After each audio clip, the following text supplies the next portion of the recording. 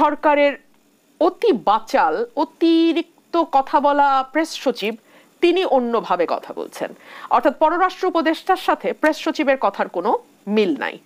দুই হচ্ছে, যখন আমরা বন্দর নিয়ে আলোচনা শুরু হলো তখন আমরা দেখলাম যে তারা দাবি করছেন বন্দর হচ্ছে বাংলাদেশের হৃৎপিণ্ড এবং এই চট্টগ্রামের এই বন্দরটি যদি আরো বেশি সচল এবং সক্ষম করা না যায় তাহলে নাকি শরীর যথেষ্ট রক্ত পাবে না এবং যথেষ্ট মানে সচলভাবে দেশ সামনের দিকে এগোতে পারবে না। আমি রিপোর্টগুলো দেখছিলাম যে আচ্ছা কখন আমরা বিদেশিদের হাতে বন্দর দেই?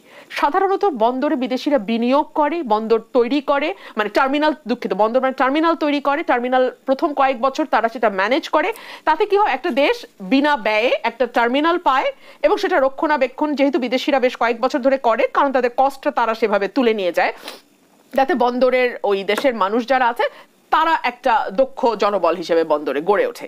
কিন্তু যেই টার্মিনালটা নিয়ে কথা হচ্ছে সেই টার্মিনাল অলরেডি তার সক্ষমতার চেয়ে 30 লক্ষ টন বেশি মানে মাল গত বছর তারা আনলোড করতে পেরেছে। সো অতি সক্ষম, এবং যেই বন্দরটিতে ইনভেস্ট করে আর কিছু করবার নাই কারণ পাশেই নৌবন্দর, সেটার পেছনে কেন বিদেশি বিনিয়োগ আসছে এই প্রশ্ন তো করতেই পারি। দুদিন আগে আমি আরেকটি প্রাইভেট টেলিভিশন চ্যানেলে ওই অতি কথক আমাদের প্রেস সচিবের একটা ইন্টারভিউ, একক ইন্টারভিউ গেছে। আমি ওনাকে বারবারই কথাগুলো বলছি কারণ উনি যখন গণমাধ্যমে কথা বলেন উনি রাজনীতিবিদদের খুব অসম্মান করে কথা বলেন।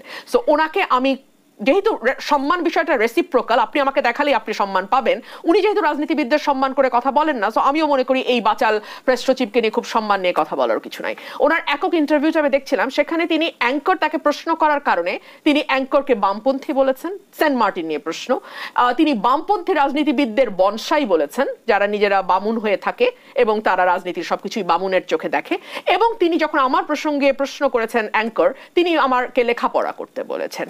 তো আমরা তো বাংলাদেশের মানুষজন মোটামুটি মূর্খ, ওনারা তো সে কারণেই একদল দক্ষ বিদেশি দিয়ে বাংলাদেশ এখন চালাচ্ছে। প্রধান উপদেষ্টা প্রেস সচিব আরো যেমনটি বলেছে যে এই সরকার গণঅভ্যুত্থানের সরকার, এটা আগের তত্ত্বাবধায়ক সরকারের মতো না, আমি আসছি, প্রত্যেকটি বিষয়ে সরকারের ম্যান্ডেট আছে। আমি সেই জায়গায় আসছি, সেজন্য আমি এতগুলো কথা বললাম।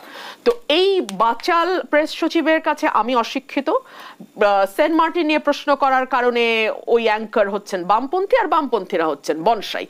তো আমি ওনার জ্ঞাতার্থে জানাই যে কথাটি উনি বলেছেন, উনি তো অনেক পড়াশোনা নিশ্চয়ই করেন, না হলে ওনার বাকি সবাইকে মূর্খ কেন মনে হয়? উনি কি জানেন ওনার সোর্স অফ পাওয়ার কি? উনি তো পাওয়ারটা খুব এনজয় করছেন, ওনাকে দেখলেই বোঝা যায়, কিন্তু উনি কি জানেন ওনার সোর্স অফ পাওয়ার কি? ওনার উৎস কি ক্ষমতার? ওনার ক্ষমতার উৎস হচ্ছে একটা রেফারেন্স যেটা সংবিধানের 106 অনুচ্ছেদ অনুযায়ী সুপ্রিম কোর্টের কাছ থেকে নেওয়া হয়েছে। এখন আপনি আসেন সেই রেফারেন্সে কি লেখা আছে আমরা একটু দেখি। সেই রেফারেন্সে লেখা আছে, এমতাবস্থায় গণপ্রজাতন্ত্রী বাংলাদেশের সংবিধানে অন্তর্বর্তীকালীন সরকার গঠনের কোনো বিধান না থাকায়, যেহেতু অন্তর্বর্তীকালীন সরকার গঠনের কোনো বিধান নাই, কেয়ারটেকার গভর্নমেন্টের প্রভিশন সংবিধান থেকে হাসিনা তুলে দিয়েছে, উল্লেখিত প্রশ্নের বিষয়ে বাংলাদেশ সংবিধানের 106 অনুচ্ছেদে প্রদত্ত উপদেষ্টামূলক এখতিয়ার প্রয়োগ করে বাংলাদেশ সুপ্রিম কোর্টের আপিল বিভাগ এই মতামত প্রদান করছে যে রাষ্ট্রের সাংবিধানিক শূন্যতা পূরণে জরুরি প্রয়োজনে মহামান্য রাষ্ট্রপতি রাষ্ট্রের নির্বাহী কার্য পরিচালনার নিমিত্তে, অন্য কোনো কাজ না, ডে টু ডে নির্বাহী কাজ, এক্সিকিউটিভ ডিউটি পালনের জন্য অন্তর্বর্তীকালীন ব্যবস্থা হিসেবে প্রধান উপদেষ্টা এবং অন্যান্য উপদেষ্টাদের নিযুক্ত করিতে পারিবেন। এবং এই রেফারেন্স অনুযায়ী কিন্তু এই উপদেষ্টা পরিষদ গঠিত হয়েছে। আমাদের উপদেষ্টাদের আপনি মন্ত্রী এবং প্রধান উপদেষ্টাকে আপনি প্রধানমন্ত্রী বলতে পারবেন কিনা সেটা নিয়ে একটা প্রশ্ন আছে। এই সরকার আসার পর একটা অধ্যাদেশ করেছিল, সেই অধ্যাদেশে সরকার বলেছিল যে প্রধানমন্ত্রীর দায়িত্ব হচ্ছে প্রধান উপদেষ্টা এবং অন্যান্য উপদেষ্টারা মন্ত্রী পদমর্যাদার হবেন। সেই অধ্যাদেশটা কোনো এক অজানা কারণে চাপা পড়ে গেছে। অজানা কারণটা কি জানেন? অজানা কারণটা হচ্ছে বাংলাদেশের সংবিধান অনুযায়ী মন্ত্রী তো দূরেরই কথা, আপনি সংসদ সদস্য বা এমপিও হতে পারবেন না যদি আপনি বিদেশি নাগরিক হন।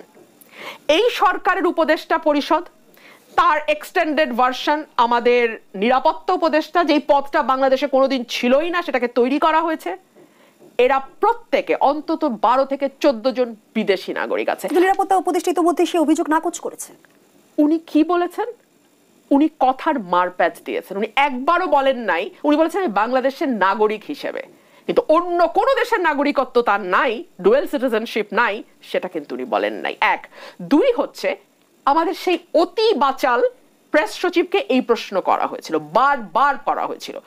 এই বাচাল প্রেস সচিব একবারও বলে নাই যে এই উপদেষ্টা পরিষদে বিদেশি কোন নাগরিক। তিনি বলেছে যে এটা অভিযোগ উত্থাপন করবে সে প্রমাণ করবে।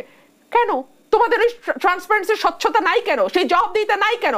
ওপেন চ্যানেল, ন্যাশনাল চ্যানেল বলে দেন আপনি। আপনার যদি সেই মরাল স্ট্রেংথ থাকে যে এই সরকারে কোনো বিদেশি উপদেষ্টা নাই, তাহলে সেটি আপনি জাতির সামনে প্রেস সচিব হিসেবে কেন পরিষ্কার করছেন না? সো আমি এই সরকারটাকে দেখছি বাংলাদেশকে একটা ভয়াবহ খারাপ দিকে নিতে। ফর এক্সাম্পল, আমরা গত কয়েক মাস ধরে আপনি জানেন সেন্ট মার্টিনে কিন্তু পর্যটন নিষিদ্ধ হয়ে আছে। এই ব্যাপারেও তাকে প্রশ্ন করা হয়েছিল। তিনি আবারও ওই উপস্থাপক এবং আমাকে মূর্খ বলেছেন, কিন্তু ঠিক কেন সেন্ট মার্টিন, পরিবেশ রক্ষার কথা উনি বলেছেন, কিন্তু পরিবেশ সকল কিছু গিয়ে সেন্ট মার্টিনেই জমা হলো। বাংলাদেশের খাল বিল নদী নালা মানে সমস্ত কিছু ভরাট করে সমস্ত কিছু, বুড়িগঙ্গার কথাই ফর এক্সাম্পল ধরেন আপনি, এগুলো কোনো জায়গায় পরিবেশ ইয়ে হলো না। বায়ু দূষণে বাংলাদেশ সারা বিশ্বে 1 নম্বর হয়ে যায় প্রতিদিনই, ঢাকা শহর 1 নম্বরে চলে আসে, সেটা নিয়ে কিছু হলো না। আপনার কাছে মনে হলো সেন্ট মার্টিনের প্রবাল দ্বীপ রক্ষাতে, অর্থাৎ বাংলাদেশে যেন অসাধারণ একটা পরিবেশ বিরাজ করছে এবং প্রাকৃতিক পরিবেশ